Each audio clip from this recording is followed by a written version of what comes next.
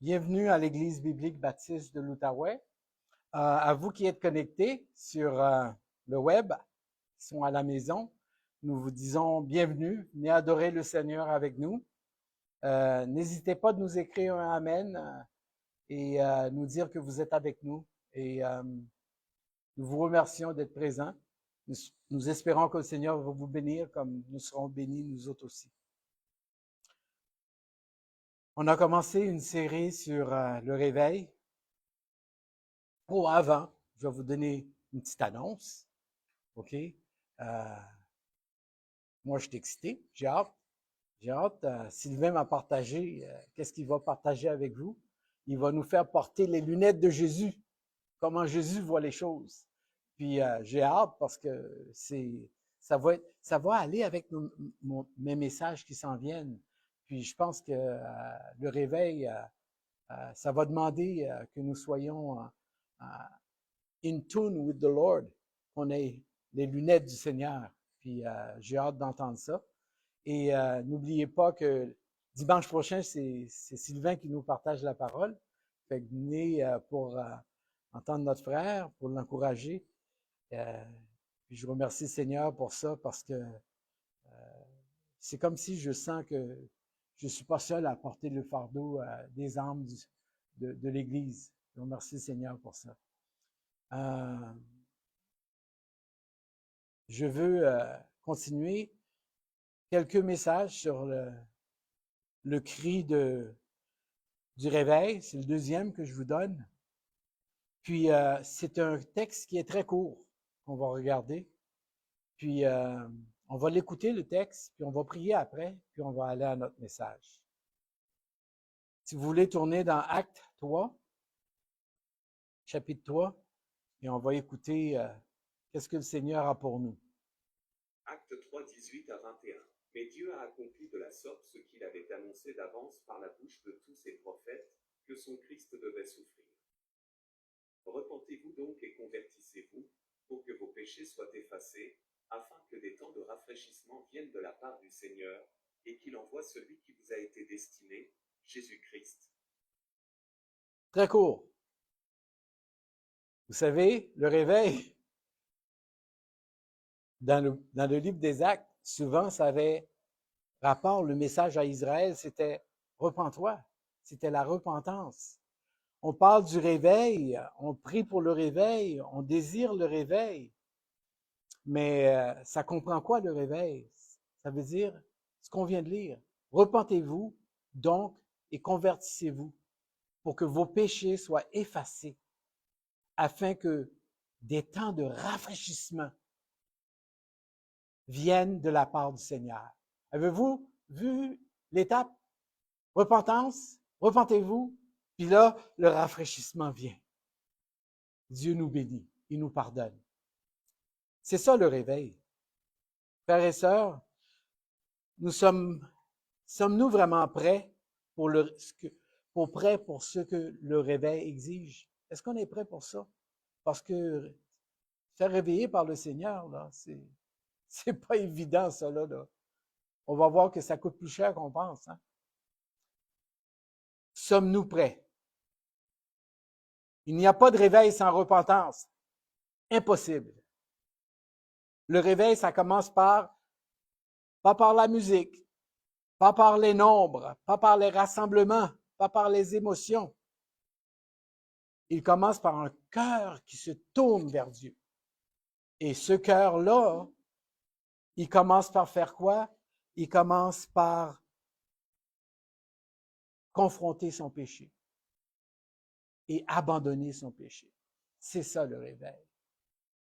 Quand tu te mets devant le Seigneur, puis tu dis, Seigneur, réveille-moi. On a vu le premier que le peuple de Dieu, il se sentait, on n'a pas ce qu'on avait avant au début. Seigneur, on n'a plus ta présence, on veut ta présence, Seigneur. On veut sentir la fraîcheur de ta présence. Alors, maintenant, le Seigneur nous dit, tu veux la fraîcheur de ma présence. Tu dois confronter ton péché et tu dois l'affronter. Le péché, ça endort spirituellement. Saviez-vous ça? Repentez-vous. L'apôtre Pierre commence par ça dans son discours. Le problème principal, c'est le péché. Le péché ne tue pas à grands coups, hein, instantanément. C'est pas vrai, ça. It's lie. Ça va très doucement. La prière devient difficile. C'est progressif, le péché, dans notre vie. C'est doucement que ça rentre. Le cœur se refroidit. On a moins le goût d'aller devant le Seigneur, prier. On a moins le goût d'obéir. Lentement, on s'habitue à notre péché. Et vous savez, le plus dangereux dans tout ça, c'est quoi? C'est que ce n'est pas de péché, hein? Je vous le dis. C'est pas ça le plus grave. Le plus grave, c'est de ne plus être dérangé par le péché dans notre vie. Vous savez, je parlais avec ma femme aujourd'hui, puis elle m'a dit, c'est le péché, oh, c'est pas grave, pas grave. Je vais demander pardon de toute façon. Puis ça va être correct. Je vais demander pardon, puis je vais recommencer. Puis on n'est pas sérieux. Ça ne dérange pas, ça ne nous dérange plus de pécher. Vous vous rappelez quand vous êtes venus au Seigneur, comment on avait une flamme? On voulait tout quitter pour le Seigneur, on voulait tout abandonner. Il n'y a pas de péché qu'on n'abandonnait pas. Je m'en rappelle, comme si c'était d'hier. J'ai pris mon paquet de cigarettes du Maurier que je venais d'acheter. J'ai ouvert la fenêtre sans plein hiver. Je l'ai pitché par la fenêtre parce que je lisais la parole, puis elle m'a conduit à quitter la cigarette. Puis ça faisait des années que j'essayais d'arrêter, je ne pouvais pas. Mais pour le Seigneur, il n'y a rien qui était trop beau. Hein? Y a-t-il des choses que tu tolères aujourd'hui? Je pose des mauvaises questions. Hein? Il y a des choses que tu tolères aujourd'hui, mais que tu refusais avant? Y a-t-il une distance entre toi et ton Dieu? Si oui, c'est vraiment pas normal, frères et sœurs.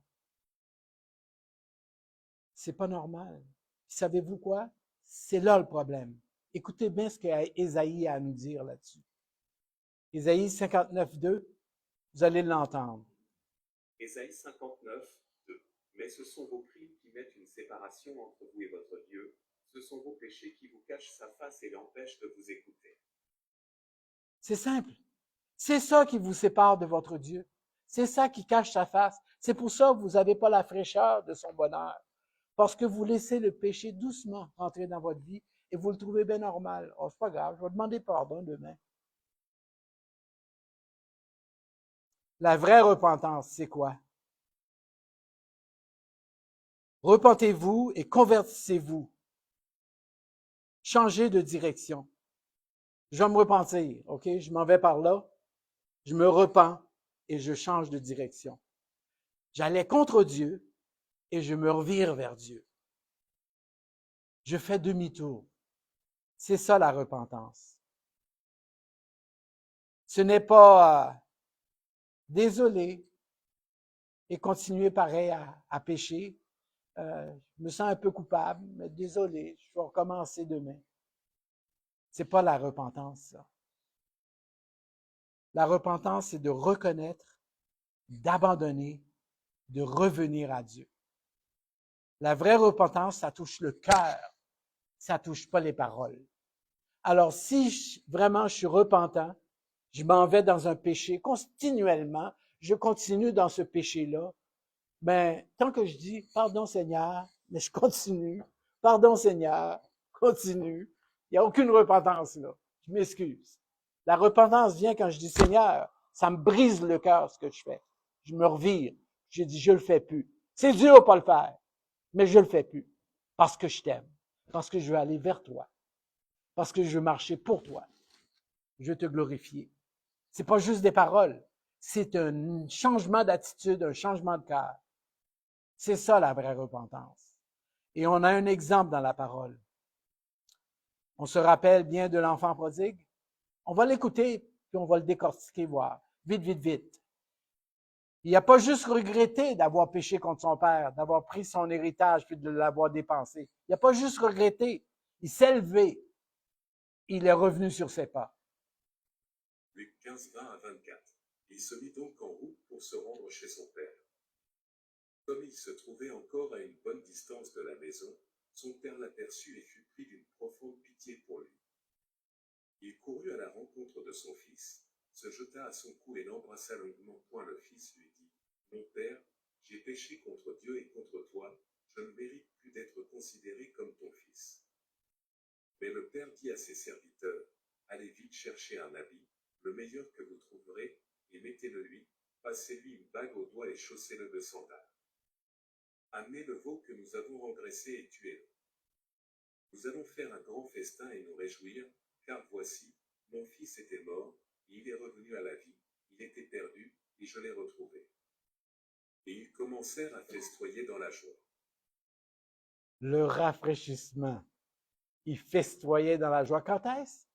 Quand le fils a réalisé qu'il était dans son péché. Puis il s'est reviré de bord, puis il a dit, moi, je retourne chez mon père. Je vais lui confesser mon péché, puis je vais lui demander pardon. Vous savez, pose-toi cette question honnêtement. Qu'est-ce que je dois abandonner aujourd'hui à Dieu pour pouvoir avoir ce rafraîchissement-là?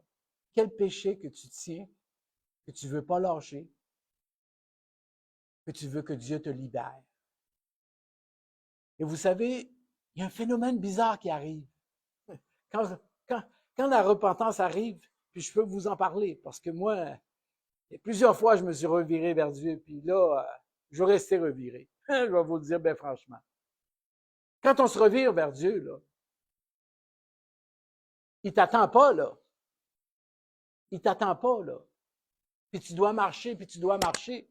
Il va vers toi. Il va te chercher. Il te prend dans tes bras. Et il te dit, je t'aime. C'est ça qui se passe quand on se repent. Le Seigneur, il voit dans notre cœur. Puis il nous donne l'amour, il nous donne la joie. Il sort la bague pour nous. Il sort le vêtement neuf. On n'a pas besoin d'avoir complètement plus de péché. On s'est reviré. Je m'en vais vers mon Père. Je m'en vais lui dire, Père, j'ai péché contre toi et contre Dieu. Puis son Père, il est allé à sa recherche. C'est merveilleux, hein, l'amour de Dieu. Quand on est dans nos péchés et qu'on confesse et qu'on se revire de bord, il vient nous chercher. Il vient nous accueillir. Et c'est le rafraîchissement. Le temps de rafraîchissement. C'est ça que les versets nous disent, afin que le temps de rafraîchissement vienne. La promesse de Dieu, là, c'est que quand il y a de la repentance, Dieu envoie le réveil. Repens-toi. Et Dieu va te réveiller, et Dieu va te bénir, et Dieu va te donner la joie, il va te donner la force, il va te donner la force pour résister au péché. Le réveil apporte une restauration. Le réveil, là, la repentance, ça apporte une fraîcheur spirituelle, une visitation de Dieu. Quand on se repent, là, quand on arrête de s'entêter à marcher dans notre voie, dans notre péché, puis qu'on se revire de bord, puis on dit, Dieu, je ne peux plus me satisfaire comme ça. Je dois te satisfaire, Seigneur. Et vous savez, tous les autres péchés, là, que ce soit lequel que vous voulez, savez-vous c'est quoi ce péché-là? Je vais vous le dire, c'est le premier péché, le premier commandement. C'est que tu t'aimes plus que tu aimes Dieu. Tu es idolâtre. Tu te sers toi, tu sers ton cœur. Je suis pas capable d'arrêter de fumer. Pourquoi? Parce que tu aimes plus la cigarette que ton Seigneur. Je suis pas capable d'arrêter de regarder ces films porno. Ben, c'est parce que tu aimes plus le porno que tu aimes le Seigneur. Peu importe quel péché que ce soit, là. Tu l'aimes plus que Dieu. Et c'est le premier commandement que tu enfreins. Tu es idolâtre. Peu importe le péché, tu es idolâtre. Tu mets ça devant Dieu. Et quand tu réalises que tu as besoin de ton Père, tu te revires puis tu te dis, je m'en vais à la maison, moi, parce que chez mon Père, ça va mieux. Le monde ne me nourrit pas. Le monde ne me donne pas la satisfaction que j'ai besoin. Le péché ne me convient plus. Le péché ne me nourrit plus. Je suis mieux nourri chez mon Père. Je retourne vers mon Père. Je retourne vers Dieu. Il n'y a rien que lui qui peut remplir notre cœur. Il n'y a rien que lui. C'est ça que Pascal, il disait, il y a un trou dans le cœur de l'homme que seul Dieu peut remplir. Puis quand on comprend ça, là, on se revire vers Dieu, puis on dit, Seigneur, à chaque matin, quand je prie, je ne sais pas pourquoi c'est ici, là, je dois être dans mon andropause. À chaque fois que je prie le matin, je pleure devant Dieu.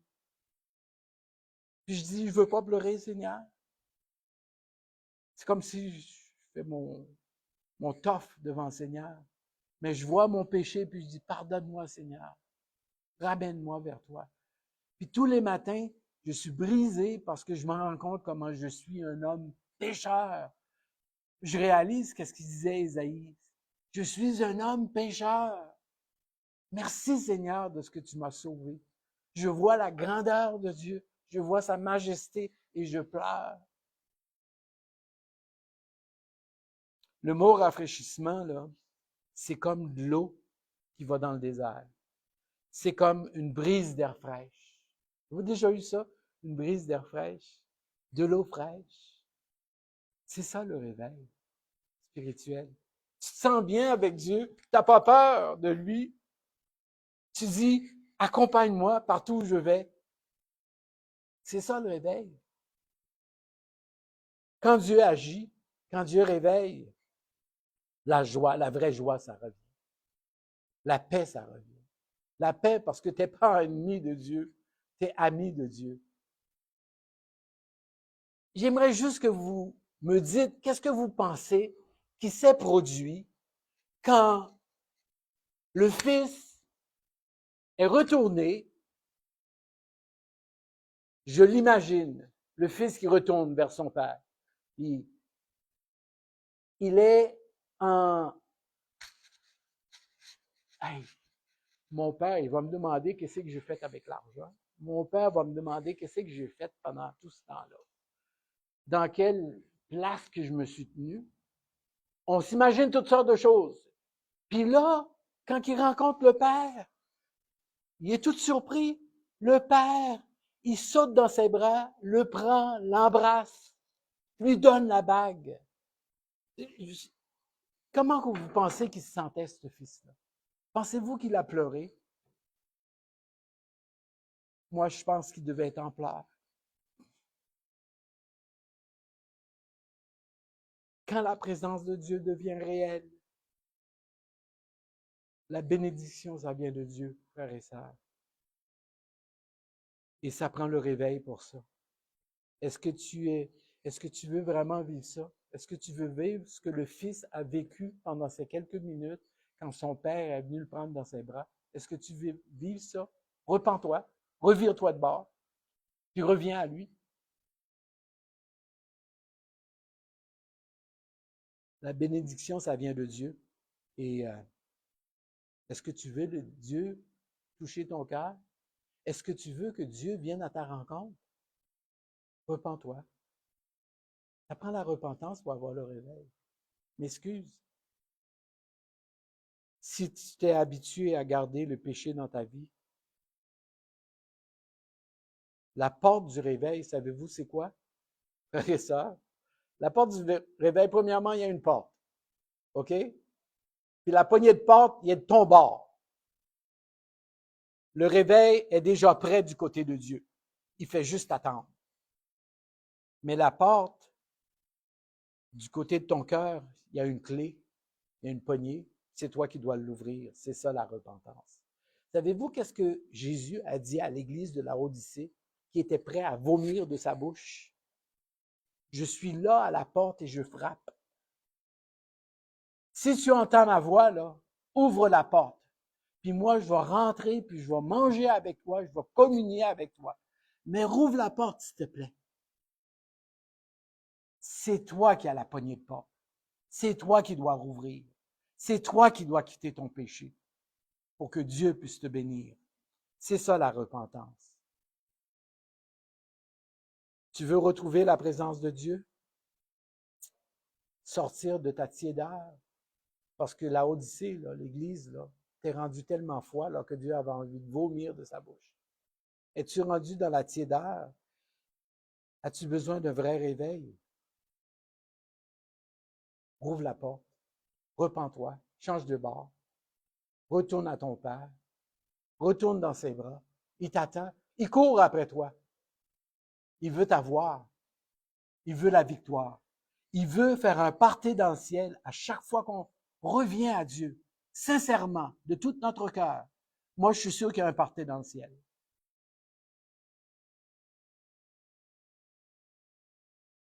Entends-tu l'appel? Alors aujourd'hui, Dieu t'appelle à revenir. C'est ça le réveil. Seigneur, 2 Chroniques 7, 14. Si mon peuple sur qui est invoqué mon nom s'humilie dans une repentance profonde, qui avec une foi ardente et cherche ma face d'un cœur entièrement dévoué, et s'il se détourne fermement de ses voies mauvaises, alors je l'exaucerai depuis les cieux. Je lui accorderai le pardon de son péché, et je restaurerai son pays. bon, je vous le dis d'avance, c'était pas une promesse à l'Église, ça. C'était une promesse à Israël. C'est une promesse à Salomon, d'ailleurs.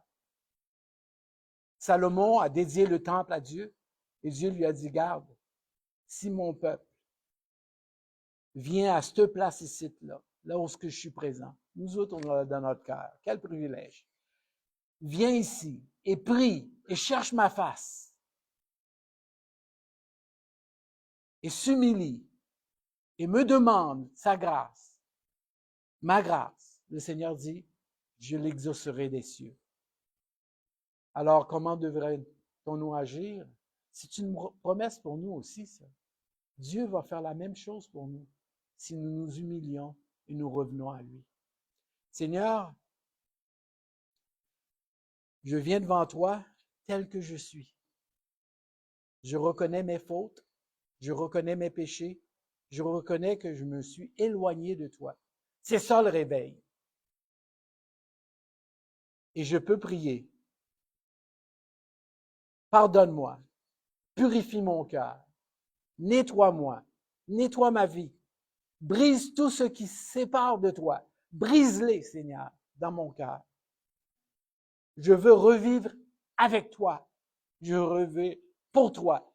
Je suis à toi. Je veux marcher avec toi. Je veux vivre le réveil. Puis, on dit quoi? Que ces temps de rafraîchissement viennent sur moi. Seigneur, fais que le rafraîchissement revienne sur moi. C'est ça le réveil, la repentance, et que Dieu me donne encore sa fraîcheur. Au nom de Jésus, c'est ce que je prie. Amen. Attention, je vous annonce presque mon prochain message. Il est là.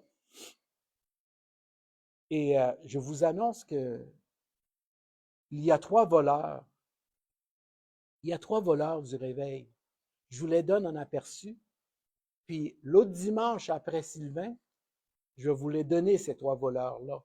On va les voir ensemble. Vous pouvez même commencer à les lire parce que c'est Luc chapitre 12. Dans notre culte, il n'y a pas longtemps, ma femme et moi, on les a découverts, puis elle m'a dit, fais un message avec ça. Puis j'ai fait un message avec ça. Les 3 voleurs du réveil. Je vais vous en parler.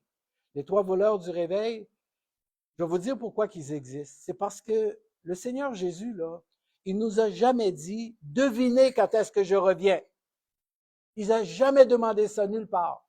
Ce qu'il nous a dit, soyez prêts quand je reviendrai. C'est différent, hein? Arrêtons de deviner, c'est quand il va revenir le Seigneur. Soyons prêts quand il va revenir. Parce que Jésus,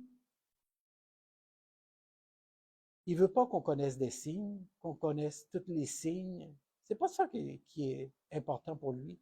C'est que Jésus veut surtout des serviteurs fidèles. C'est ça qu'il veut. Puis, Quand on parle de réveil spirituel, nous pensons souvent à tout ce qui va s'allumer. Puis on a raison. Nous parlons de prière, nous prions plus. Nous sommes consacrés, nous donnons tout au Seigneur. Nous avons la repentance dans notre cœur, nous retournons de bord. Nous avons la parole de Dieu, on a soif de ça parce que Dieu nous parle.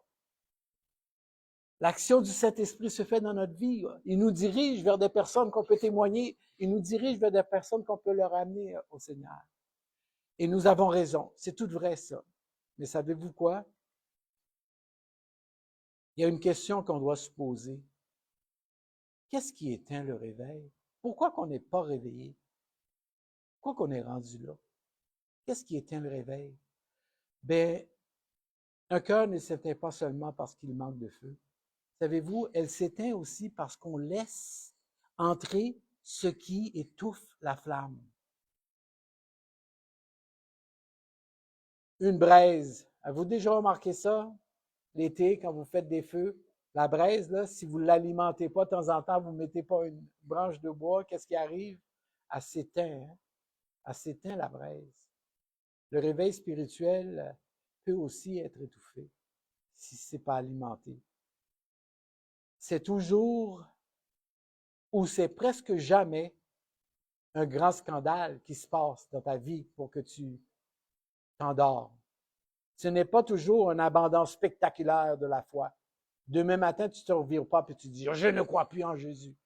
C'est pas comme ça va se passer que tu vas t'éteindre.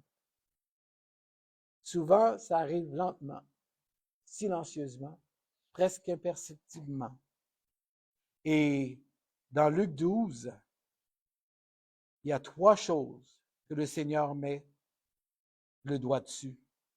Puis, c'est comme ça que le chrétien, il s'endort. Je vous dis ça parce que j'aimerais ça que vous lisiez le dimanche avant de venir, parce qu'on va passer au travers toute Luc 12. Et vous allez voir que les 3 voleurs qui dérobent la ferveur du chrétien, 3 ennemis qui volent notre passion pour Dieu. Nous allons voir ça. 3 choses peuvent endormir le chrétien. Et je vais vous les dire, c'est quoi ces 3 choses-là pour que vous les trouviez dans le texte. La première, c'est l'hypocrisie. Le fait de vivre pour l'apparence. Vivez pas pour les autres qui sont là, là. Vivez pas pour les autres chrétiens. Vivez pour le Seigneur. Le matérialisme. Le fait de vivre pour les choses. On va voir ça. À un moment donné, notre cœur se détourne parce qu'on veut avoir, on veut posséder. Cherchez d'abord le royaume de Dieu, mes frères. Et la troisième chose, c'est l'insouciance spirituelle. Ne pas attendre le retour du Seigneur. Oublier qu'il revient. De vivre comme si demain, là, j'ai encore demain puis après-demain. Je peux faire ce que je veux. Vous savez, ces 3 choses-là, ça détruit le chrétien. Mais dans le même chapitre, nous allons trouver 3 choses qui nous donnent la vie, qui nous donnent le rafraîchissement. Nous allons voir que la sincérité devant Dieu, de confesser nos péchés, de se mettre d'accord avec Dieu sur nos péchés, sur qu'est-ce qui est péché, d'être sincère avec Dieu. On va voir que le trésor qu'on cherche, c'est pas sur la terre, parce que ça va tout rouiller ce qui est en bas ici. Les trésors que vous voulez mettre de côté, c'est les couronnes que vous pouvez présenter au Seigneur. Ça vaut la peine, frères et sœurs. Préparez vos couronnes. Ça peut vous motiver à rester éveillé et l'attente du Seigneur. Vous savez, notre frère, dimanche passé, il a utilisé un passage que j'aime tellement. Il nous a partagé ça dans 1 Jean 3. Et vous savez que l'espérance du retour du Seigneur, là, c'est une espérance qui nous purifie. D'avoir hâte de voir le Seigneur, ça nous purifie. Ça nous donne le goût de vivre pour lui, parce qu'on sait qu'il revient. Il n'y a pas de journée qu'on ne parle pas du retour du Seigneur chez nous. Parce qu'on l'attend. On l'attend pour qu'il nous délivre de nos misères. Fait que,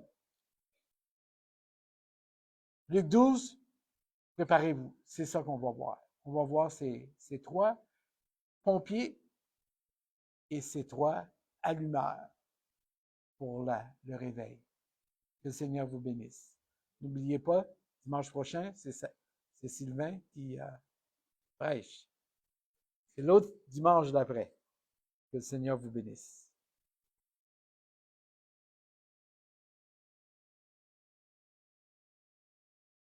Merci. Vous dire au revoir. Que le Seigneur vous bénisse et portez-vous bien dans les bras du Seigneur Jésus.